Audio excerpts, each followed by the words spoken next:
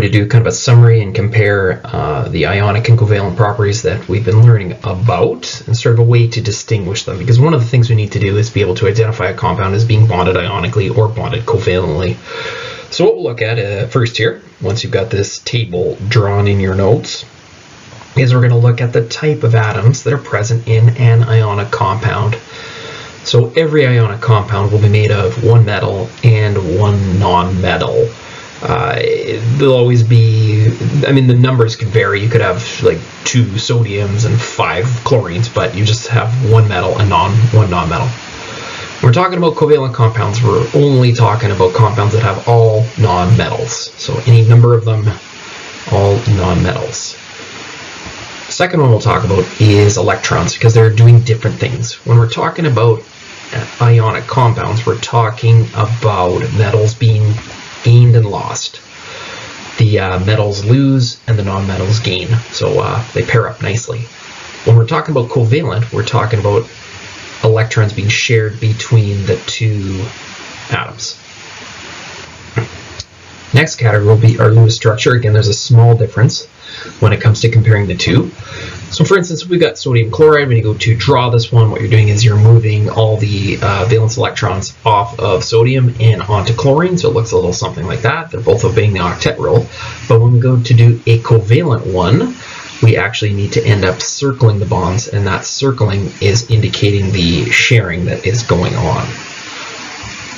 And lastly, naming. So if I give you a compound name, some of the things you look for would be if there's a crossover method that's been done, you look at the charges, perhaps it's a Roman numeral, it's got to be ionic, or maybe there's a polyatomic or it's a hydrate. Those are all ionic compounds. When we're talking about covalent compounds, we're talking about the prefix method, the dis, tris, etc. So if you see those in the name, it's automatically got to be covalent, or if perhaps you see a diatomic gas. All right, so that is our summary. Now I want to make a very similar table and talk about some properties of the two.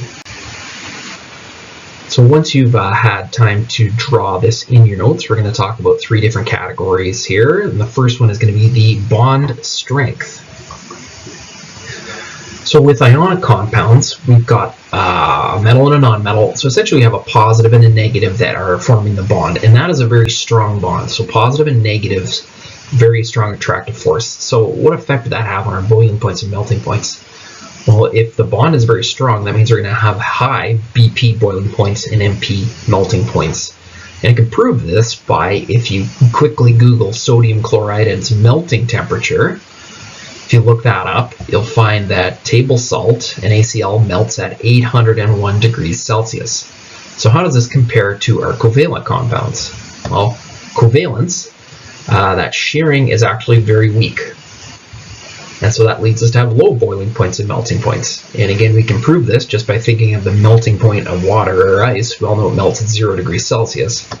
And so there you go. So we've proven just with the melting temperatures of these 2 substances that ionic compounds generally have high melting points and covalent have low melting points. And so that is our bond strength.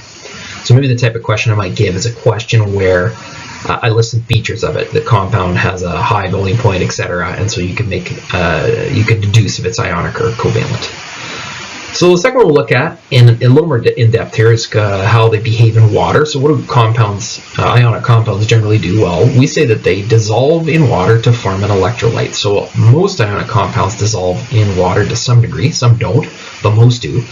And they do something a little strange when they dissolve. So you can draw this picture in the table if you want. So what we've got in this beaker here is we've got water up top and we've got our solid table salt right there. And so over time what happens is the table salt in this beaker it disappears. It's not there anymore. So it's actually dissolved. Now what's actually happened here is the NaCl molecule that started as a solid right here is actually broken up into positive. So all these little white ones are pluses, and the chlorines are these negative ones. So essentially what's happened here, and the best I can do is just draw pluses and minuses, is that the sodium chloride has separated. And this is what we call an electrolyte.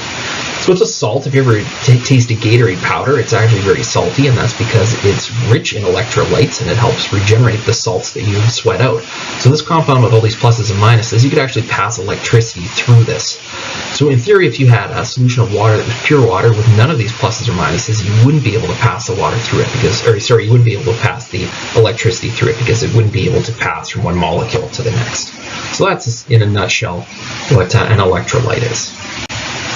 Back to our table here. We're talking about covalent compounds. We're talking about compounds that do not form electrolytes when they dissolve in water.